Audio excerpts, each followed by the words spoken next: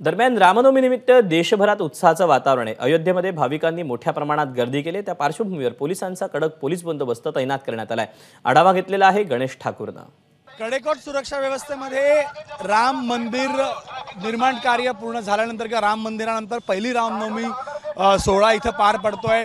मी सध्या राम मंदिराच्या 1.5-2 किलोमीटरच्या अंतरावर असलेल्या तेडी बाजार या चौकात आहे आणि इथं हा पोलीस प्रशासनाची व्यवस्था आपण पाहतोय।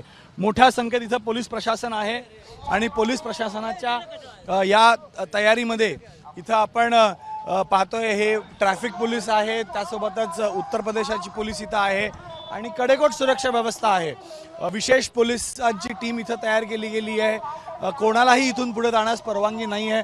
फक्त पासेस VVIP मूवमेंट बंद केली गेली आहे। VVIP पासेस बंद केले गेले आहेत आणि या परिसरामध्ये लोकांना पायी चालत जावं लागतं। आज लाखो राम भक्त रामनवमी सोहळ्यामध्ये सामील होण्यासाठी इथं पोहोचतायत आणि त्यासाठीच ही जय्यत तयारी या भागात आपल्याला आज पाहायला मिळते।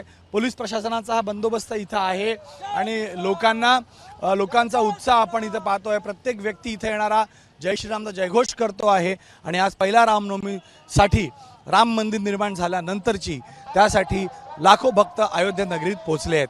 कॅमेरामॅन दीपेश महाजनसह गणेश ठाकूर, ABP माझा, अयोध्या। ABP माझा, उघडा डोळे बघा नीट।